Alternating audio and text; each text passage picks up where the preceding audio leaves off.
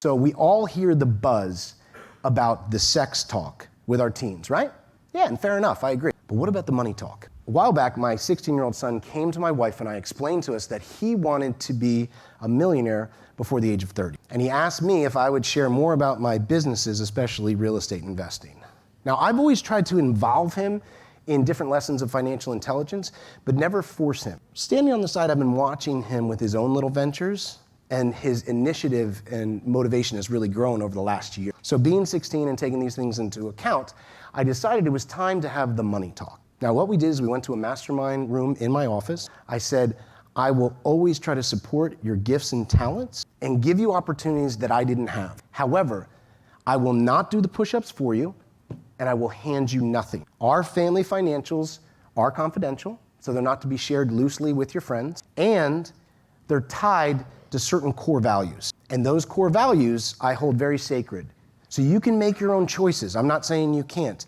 But if you strayed really far away from our core values, like addiction or alcoholism, I will still love you, but you will get nothing. Now, my son knows me really well, and he knows there is no wiggle room in that statement. I will not budge on that.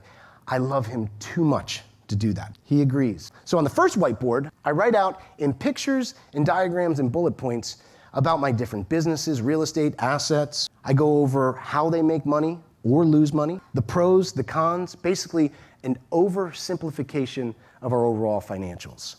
He had some incredible questions and insights. See, I was a millionaire by the age of 28. I was a multimillionaire by 30. I almost lost everything at 32 and had to rebuild. I was able to explain to him exactly how I did that, what I did right, what I did wrong, and I showed him exactly where our financials as a family are today. On the second whiteboard, I went over with him his own plan of the desires that he had. Now you have to understand, my son loves fishing. It lights him up, and he is becoming a prodigy in that fishing. So I showed him how he could back into his situation of wanting to be a millionaire before 30 and actually enjoy his life and relationships through fishing and the things that he wanted to do. Now, it's very important that these were things of his interests, his passions, nothing to do with mine. In fact, I've always said to my son, and I'm very proud of this, I said, don't worry about what I want. It's what you want that matters. And since we have taken more of an alternative route with education over the last 5 years, I've always challenged them to do 3 things, to be on the lookout for 3 things. What do you enjoy? What are you naturally good at? What does the world need? And getting back to David's joke yesterday about some millennials, they're really good at sitting around the coffee shop and bitching. They really enjoy it, but it's not what the world needs. A mentor of mine taught me this simple 3-step process years ago. Man, I wish I had learned it years earlier. And what I showed my son, based very low on what things are going, he now has a mentor in the Florida Keys, someone that's family friends, a young 21-year-old who's doing phenomenally well. I know what the industry pays. He wants to have his own charter fishing business. He gets up at 5:30 in the morning at 16.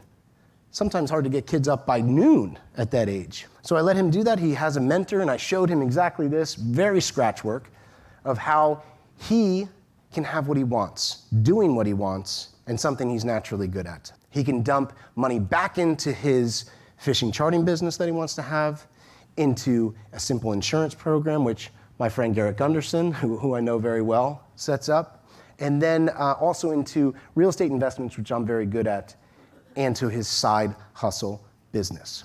How many of you are depending on the government to retire you? Nobody, shocking. How many of you are depending on Merrill Lynch to retire you? None of us. So why do we hand off financial education and our greatest assets, our greatest gift, our children, to fancy institutions and to government? Have the money talk with your kids. It's one of the best things that I've ever done. You have to have some trust in them. I don't know why we always hit it to the side like this. Can't tell our kids. I don't agree with that. And I think if you show them that respect to share with them, their insights are going to get excited and you let them go in the direction you are. One of the worst things I've found is kids that are forced to go into the family business that have no interest in it. Don't do that. I highly recommend you don't do that.